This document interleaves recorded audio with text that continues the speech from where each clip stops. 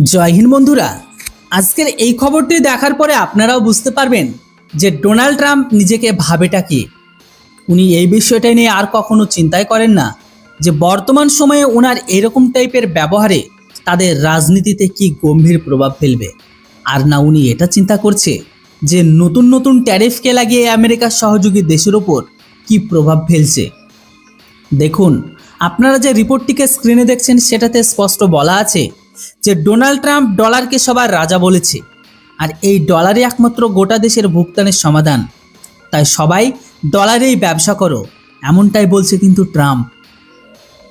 আসলে বন্ধুরা, এটা তো আপনারা সকলে জানেন, ব্রিক্স সমূহ দেশের ওপর সামনের দিনে আসা তাদের জিনিসের ওপর 10% ট্যারিফ লাগানোর কথা বলেছে। ট্রাম্প আরোপ লাগিয়েছে যে ব্রিক্স সমূহ দেশগুলো সবাই মিলে ডলারকে দুর্বল করার চেষ্টা করছে।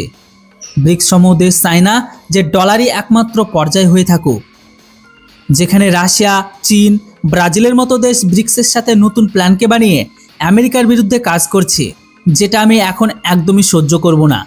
আর ঠিক এই কারণেই তার ক্যাবিনেট মিটিংয়ের সময় ট্রাম্প কড়া ওয়ার্নিং দিয়ে জানিয়েছে যে সমস্ত দেশগুলো ব্রিক্সের সাথে যুক্ত থাকবে তাদের সকলের সাথে 10% ট্যারিফ যুক্ত হবে।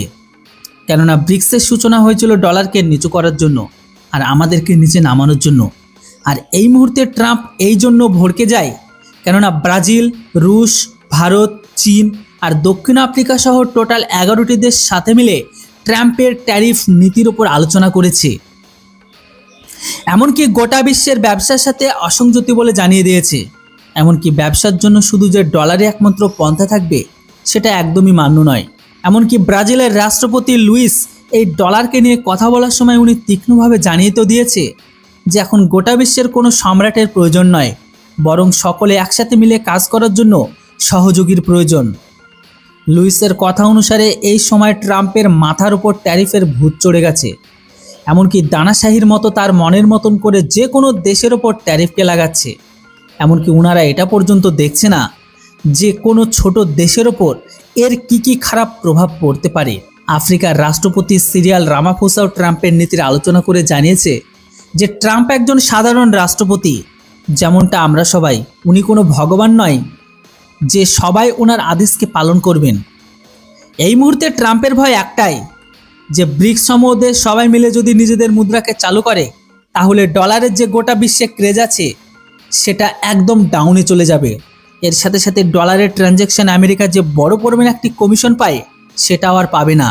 আর ঠিক এই কারণে ট্রাম্প এখন রেগে তেলে বেগুনে জ্বলছে। এর উপর ভারতও প্রতিক্রিয়া দিয়ে জানিয়েছে ট্রাম্পকে এই ব্যাপারটা বোঝা উচিত যে গোটা বিশ্ব বদলে গেছে, তা এখন বিশ্বের কোনো দানাশাহ বা সম্রাটের প্রয়োজন নেই, বরং একসাথে সবাই মিলে কাজ করার জন্য রাষ্ট্রের প্রয়োজন। ব্রিক্সের উদ্দেশ্য আমেরিকাকে ডাউনফল করানোর জন্য নয়, বরং গোটা বিশ্বকে আর্থিকভাবে শক্তিশালী করার জন্য।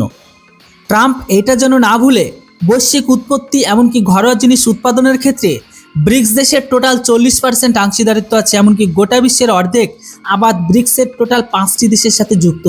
ট্রাম্প সরকার বর্তমান সময়ে অনেক দেশের সাথে দ্বিপক্ষীয় ব্যাপারের জন্য জোর দিচ্ছে। তাই এমতো অবস্থায় আপনারা যদি দানাশাহির মতো ট্যাক্সকে লাগান তাহলে আপনাদের বিরুদ্ধ হবেই। তাই ভারত ব্রিক্স দেশের হয়ে ট্রাম্প প্রশাসনকে অনুরোধ করে যে তারা যেন ট্যারিফ নীতিতে পরিবর্তন করে, না হলে এই ট্যারিফ নীতিকে নিয়ে যে ধমকি দিচ্ছে ট্রাম্প সরকার অন্য তার সহযোগী দেশকে দিচ্ছে, হয়তো হতে পারে এই ধমকি ট্রাম্পের উপর ভারী পড়তে পারে। বন্ধুরা, এইসব কিছু দেখার পর আপনাদের কি মনে হয় ভারত, রুশ, ব্রাজিল একসাথে মিলে ডলারকে টক্কর দেওয়ার জন্য ব্রিক্সের কারেন্সি আনা না উচিত নয়? অবশ্যই আপনাদের মতামত কমেন্ট বক্সে লিখে জানান। ভিডিও ইনফরমেশন ভালো লাগলে ছোট্ট লাইক দিয়ে চ্যানেলটিতে নতুন হলে সাবস্ক্রাইব করুন। Thanks for watching. জয় হিন্দ, বন্দে মাতরম।